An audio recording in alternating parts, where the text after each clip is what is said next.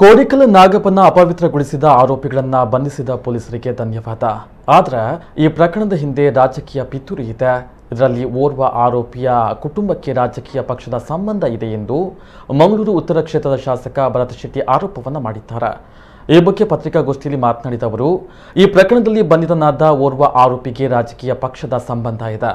ಅಭಿವೃದ್ಧಿಯಲ್ಲಿ ನಾವು ಯಾವುದೇ ರಾಜಿ ಮಾಡಿಕೊಂಡಿರದ ಕಾರಣ ಬಿಜೆಪಿ ಸರ್ಕಾರಕ್ಕೆ ಕಪ್ಪು ಚುಕ್ಕೆ ಇಡಲು ನಡೆಸಿದಂತಹ ಪಿತೂರಿ ಇದೆ ಎಂದರು.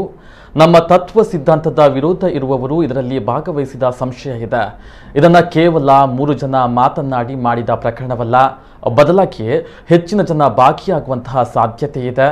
ಈ ಪ್ರಕರಣವು ತನಿಖಾ ಹಂತದಲ್ಲಿ ಇರುವ ಕಾರಣ ಯಾವ ಪಕ್ಷದ ಸಂಬಂಧ ಹೊಂದಿದ್ದಾರೆ ಎಂಬುದು ಹೇಳಲು ಸಾಧ್ಯವಿಲ್ಲ ಎಂದು ಅವರು ಹೇಳಿದರು. ಯಾವುದೇ ಕುರುಹು ಇಲ್ಲದ ಪ್ರಕರಣದಲ್ಲಿ ಆರೋಪಿಗಳನ್ನು ಬಂಧಿಸಿದ್ದಾರೆ, ಅವರಿಗೆ ಧನ್ಯವಾದ ಎಂದರು.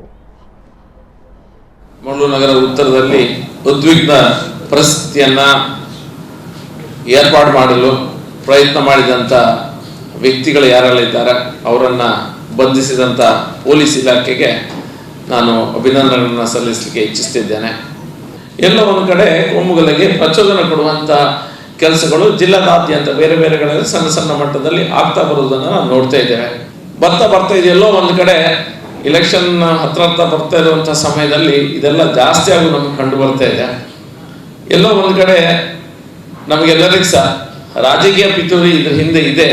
ಯಾಕಂತ ಹೇಳಿದ್ರೆ ಬಿಜೆಪಿಯ ಸರ್ಕಾರ ಇದೆ ಕೇಂದ್ರದಲ್ಲಿ ಮತ್ತು ರಾಜ್ಯದಲ್ಲಿ. ಬಿಜೆಪಿ MLAಗಳಿಗೆ ಬಹುತೇಕ ದಕ್ಷಿಣ ಕನ್ನಡ ಜಿಲ್ಲೆಯಲ್ಲಿ ಒಬ್ಬರನ್ನ ಬಿಟ್ಟರೆ ಮತ್ತೆಲ್ಲ ಸಹ ಬಿಜೆಪಿ MLAಗಳೇ ಇರುವಂತಹ ಒಂದು ಸಂದರ್ಭ ಈಗ ಇದೆ.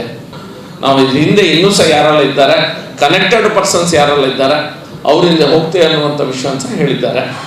ಇದು ನಾವು ತಿಳ್ಕೊಳ್ಬೇಕಾದ ವಿಷಯ.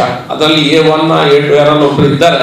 ಅದರಲ್ಲಿ ಹತ್ತಿರದ ಸಂಬಂಧಿ ಒಬ್ಬ ನಮ್ಮ ಒಂದು ರಾಜಕೀಯ ಪಕ್ಷಕ್ಕೆ ಸೇರಿದಂಥ ಮನೆಯವ, ಅದು ಸಹ ನಮಗೆ ಮಾಹಿತಿ ಉಂಟು. ಹಾಗಾಗಿ ಇದರಿಂದ ಯಾರು ಏನೆಲ್ಲ ಮಾಡಿದ್ದಾರೆ ಅದನ್ನ ಸಹ ಹೊರಗೆ ತರಬೇಕು ಅನ್ನುವಂತ ಹಾಕ್ತಾ ಇದ್ದೇವೆ.